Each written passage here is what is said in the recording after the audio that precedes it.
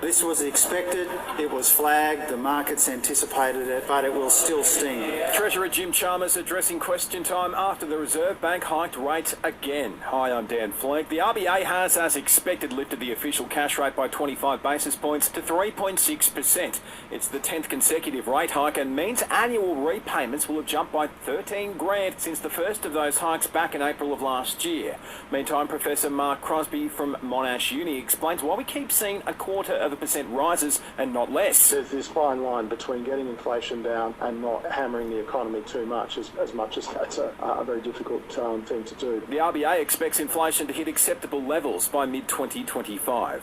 The Australian Transport Safety Bureau has released its first report into that tragic chopper crash in Queensland. 4 lives were lost when 2 helicopters collided mid-air on the Gold Coast in January. Chief Commissioner Angus Mitchell says initial investigations suggest the arriving chopper doesn't recall hearing a radio call from the departing aircraft. He does not recall hearing that taxing call. As I said, that doesn't mean it wasn't made, but that's certainly the recollection from the pilot. A Hobart man previously convicted of the abuse of former Australian of the Year Grace Thames pleaded not guilty to harassing her via social media. Nicholas Ockert Best is facing 3 charges. The 70-year-old's case will next be heard in April. His bail's been continued. Briefly, Aussie tech company Atlassian's shedding 500 employees. At AEMO say the heatwave conditions in New South Wales yesterday saw a March record broken for the amount of electricity used.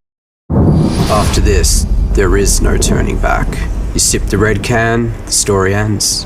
You sip the black can, you enter dreamland. And I show you just how good the truth can taste.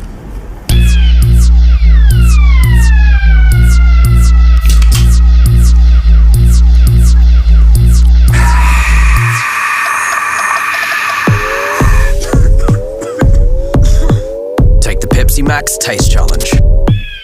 Interviews to find a replacement for Gil McLachlan as AFL CEO will continue next week. We're hearing league execs Andrew Dillon and Travis Auld, plus Richmond boss Brendan Gale are part of the process. McLachlan will remain in the role until at least the end of April.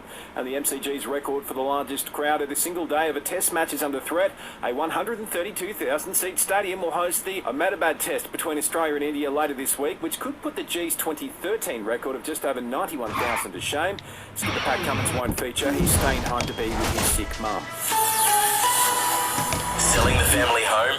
Miller, Juan and John put you first. This is SAFM weather. Showers this afternoon and evening across the Limestone coast, 9 degrees overnight.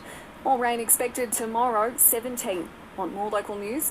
Get free breaking news about our community. Download the Listener app, search for your town and add to your favourites now.